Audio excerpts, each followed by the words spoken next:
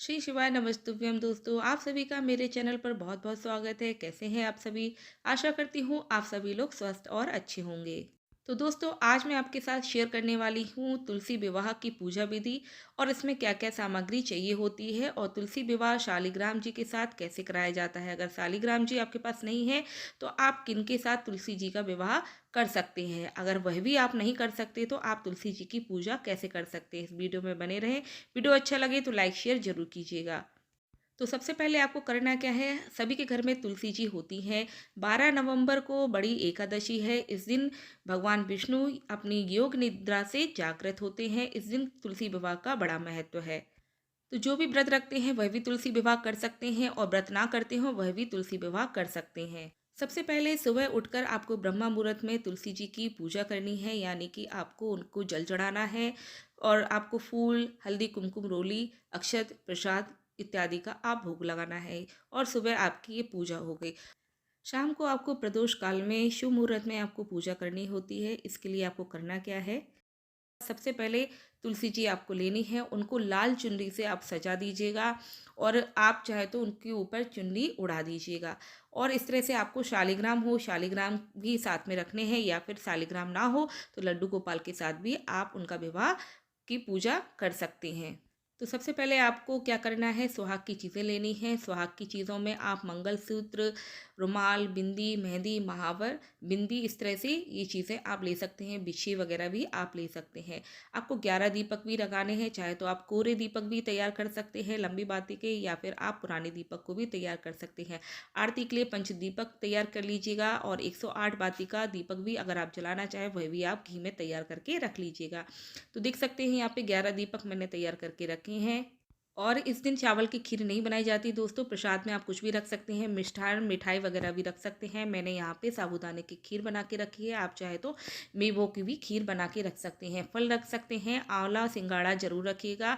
पान सुपारी, नारियल वगैरह भी आप जरूर रखिएगा। हल्दी, कुमकुम, अक्षत, तिल वगैरह भी रखिएगा। इस तरह से आप बेसिक सी चीज़ें, जनेऊ वगैरह, मौली और मिश्री वगैरह इत्यादि चीज़ें आप जरूर रखिएगा। फूल माला 2 जरूर रखिएगा।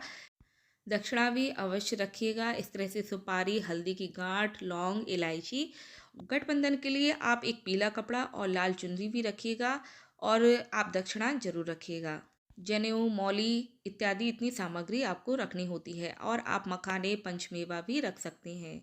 एक नारियल माता तुलसी की गोद भराई के लिए भी लगेगा और गन्ने भी आप रख सकते हैं। गन्ने का मंडप भी आप तैयार कर सकते हैं। मंडप ना तैयार कर सके तो आप 4 गन्ने छोटे छोटे पीस रख सकते हैं। तो आपको करना क्या है, आप ये पूजा अपने आंगन में कर सकते हैं। अगर आंगन नहीं है तो आप अपनी किसी साफ स्वच्छ जगह वाली जगह पे आप पूजा कर सकते हैं। सबसे पहले आपको चौक बनाना है, आटे से या फिर रंगोली बनाइएगा। फिर आपको अष्टदल कमल बनाने के बाद आपको एक चौकी लेनी है, उसके ऊपर लाल पीला कपड़ा बिछाइएगा, फूलों से सजा दीजिएगा। सिंहासन पर आपको शालिग्राम जी विराजित कर देने हैं। शालिग्राम जी ना हो तो लड्डू गोपाल जी भी आप विराजित कर सकते हैं। एक तरफ आपको तुलसी जी विराजित कर देनी है। तुलसी जी को आपको चुनरी से सजा देना है और इस तरह से उनके ऊपर चुनरी भी उड़ा देनी है। चुनरी उड़ाने के लिए एक आप एक्स्ट्रा जरूर रखिएगा। इस तरह से देखिए, मैंने गमले के ऊपर चुनरी को मौली से बांध दिया है।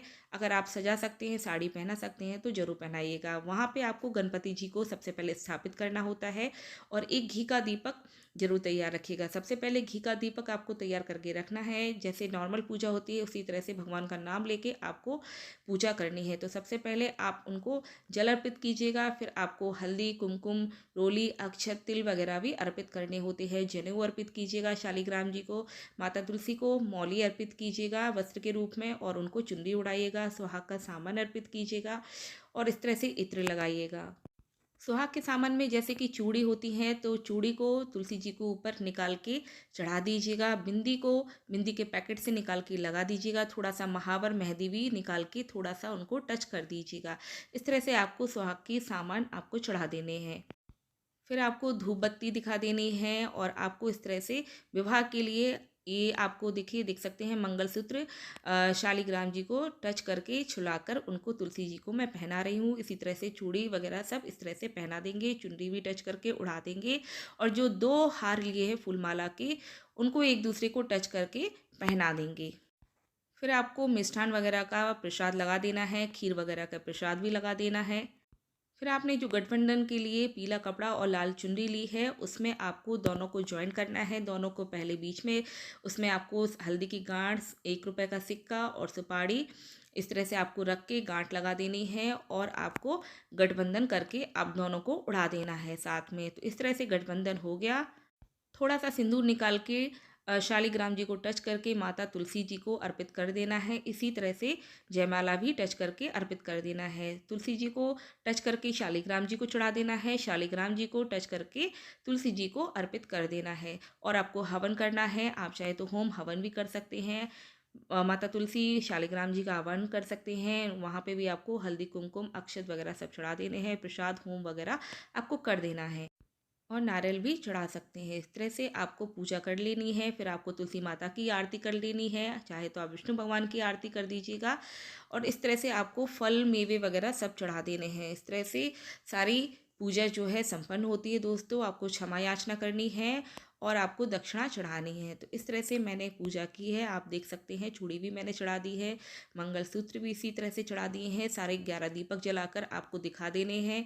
आरती कर लेनी है। दीपक को सभी जगह आप लगा सकते हैं, पेड़ों में अपने घर को सजा सकते हैं, दरवाजे के पास में लगा सकते हैं। एक दीपक भगवान के सामने अर्पित कीजिएगा। इस तरह से आपकी पूजा संपन्न होती है। क्षमा याचना करके आप पूजा कर सकते हैं।